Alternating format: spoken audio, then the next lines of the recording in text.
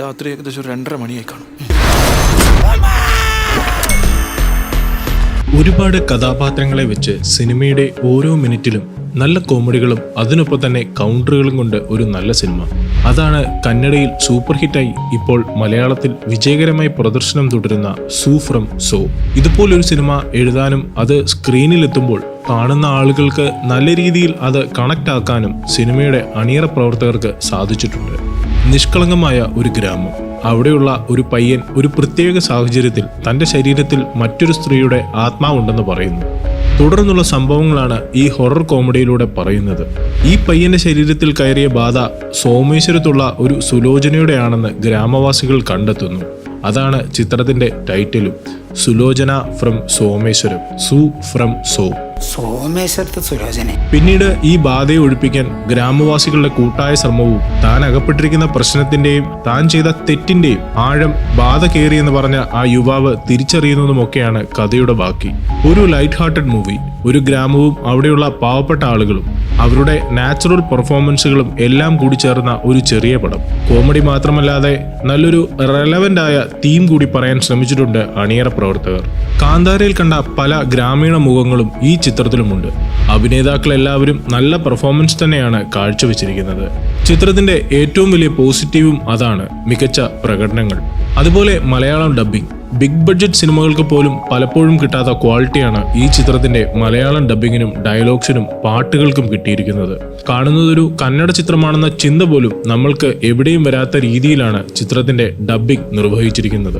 JP തുമ്മിനാഥ് സംവിധാനം ചെയ്യുകയും പ്രധാന വേഷം അവതരിപ്പിക്കുകയും ചെയ്യുന്ന സൂ ഫ്രം സോ പറയുന്നത് മെർലൂർ എന്ന ഗ്രാമത്തിന്റെ കഥയാണ്. ചിത്രകഥകളെ ഓർമ്മപ്പെടുത്തുന്ന കഥാപാത്രങ്ങൾ നിറഞ്ഞൊരു ഗ്രാമം. സ്ക്രീനിന് പുറത്തെ ലോകത്തിന്റെ യുക്തിയോ വിശ്വാസങ്ങളോ ഒന്നും അവിടെ ബാധകമല്ല.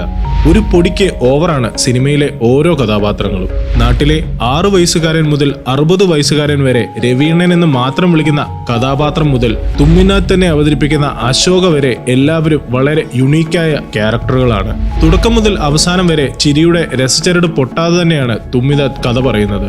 തുടക്കത്തിലെ അരമണിക്കൂർ മർലൂർ എന്ന ഗ്രാമത്തെയും അവിടുത്തെ അസാധാരണമാം വിധം സാധാരണക്കാരായ കഥാപാത്രങ്ങളെയും എക്സ്റ്റാബ്ലിഷ് ചെയ്യാനാണ് അദ്ദേഹം ഉപയോഗിച്ചിരിക്കുന്നത്.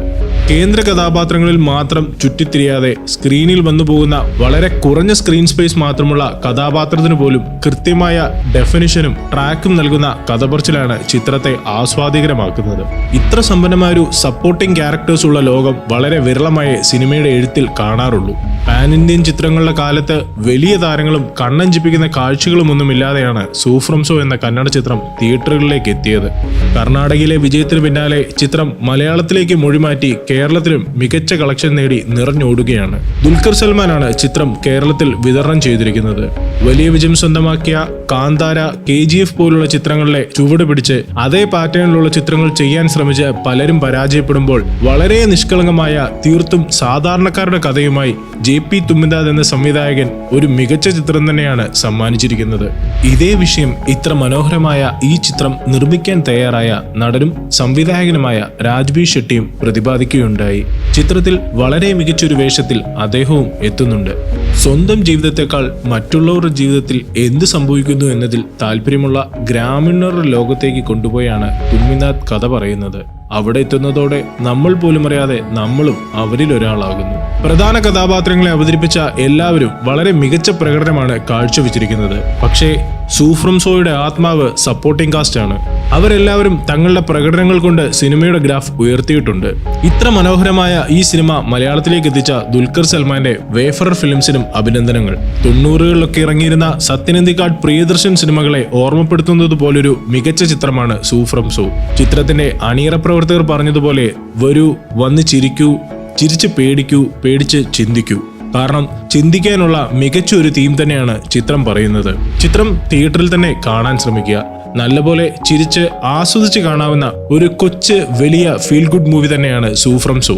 കൂടുതൽ സിനിമാ റിവ്യൂസിനും മറ്റ് സിനിമാ വാർത്തകൾക്കുമായി ഇപ്പോൾ തന്നെ സബ്സ്ക്രൈബ് ചെയ്യൂ മൂവി ഡാസിൽസ്.